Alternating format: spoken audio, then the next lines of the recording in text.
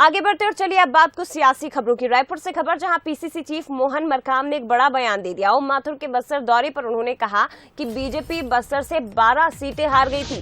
15 साल सरकार में बस्तर पर ध्यान नहीं दिया गया। कितनी भी समीक्षा कर ले बीजेपी, लेकिन उनका ये दाव चलने वाला नहीं है।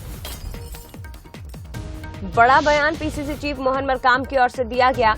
हालांकि ओम माथुर के बस्तर दौरे पर उन्होंने कहा है कि बीजेपी बस्तर से 12 सीटें हार गई थी।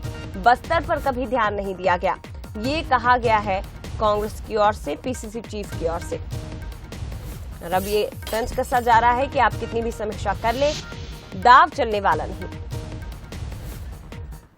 कहा जाता है बस्तर के रास्ते ही छत्तीसगढ़ में सत्ता तक पहुंचा जाता है। पिछले बार भारतीय जनता पार्टी को 12 के 12 सीट बस्तर से गंवानी पड़ी थी, इसलिए नए सिरे से समीक्षा भारतीय जनता पार्टी कर रही है। अगर 15 साल सरकार में रहने के बाद बस्तर के विकास के लिए अगर ध्यान दिया होता तो ये दुर्गति भारतीय जनता पार्टी की नहीं होती। अभी कितना ही भी समीक्षा कर ले, भारतीय जनता पार्टी का बस्तर में दाल गलने वाला नहीं है। और मोहन मरकाम के इस बयान पर पूर्व मंत्री केदार कश्यप ने क्या पलटवार किया है, वो भी जरा सुनिए।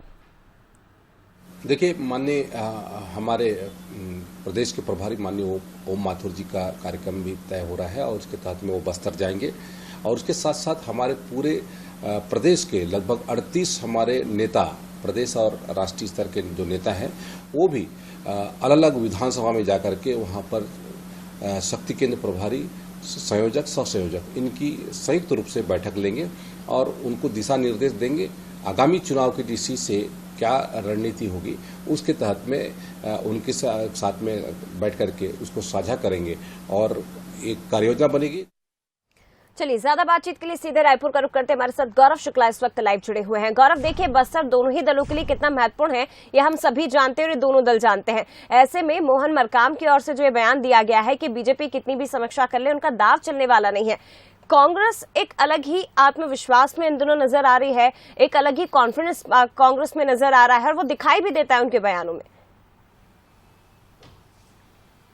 जी बिल्कुल, देखिए 2023 चुनाव को लेकर दोनों ही प्रमुख दल, चाहे कांग्रेस की बात कर लें या बीजेपी की बात कर लें, दोनों ने ही कमर कस ली है और अपने अपने तरीके से जो पार्टी है वो काम कर रही है। चाहे कांग्रेस की बात करें तो उनके शीर्ष नेतृत्व लगातार छत्तीसगढ़ का दौरा कर रहे हैं, तो वहीं बीजेपी के भी जो बड़े लीडर्स हैं, केंद्रीय लीडर्स, वो भी छत्तीसगढ़ आ रहे हैं। और अभी ओम माथुर जो छत्तीसगढ़ के प्रभारी हैं, वो 18 तारीख को पहुंचेंगे और 18 तारीख को बस्तर में ही जो है चुनावी समीक्षा करेंगे। और जो 12 सीटों पर बीजेपी को 2018 चुनाव में करारी हार का सामना करना पड़ा था, उसे फिर से कैसे जीतकर सामने लाया जाए, उस पर विचार विमर्श किया जाएगा। और बीजेपी लगातार इसे लेकर रणनीति तैयार कर रही है। अमित शाह का दौरा हुआ बस्तर में, उसके बाद जो राष्ट्रीय अध्यक्ष हैं उनका दौरा हुआ बीजेपी के, तो कहीं ना कहीं बीजेपी जो है वो फोकस बस्तर पर कर रही है। कांग्रेस के भी प्रियंका गांधी का हाल ही में वहां का दौरा हुआ था और जमकर प्रियंका गांधी ने भूपेश सरकार की तारीफ की थी और कहा था कि बस्तर अब बदल रहा है। लेकिन आज जो मोहन मरकाम का बयान सामने आया, उसमें उन्होंने कहा है कि बीजेपी यदि 15 सालों तक बस्तर पर फोकस करती तो उनकी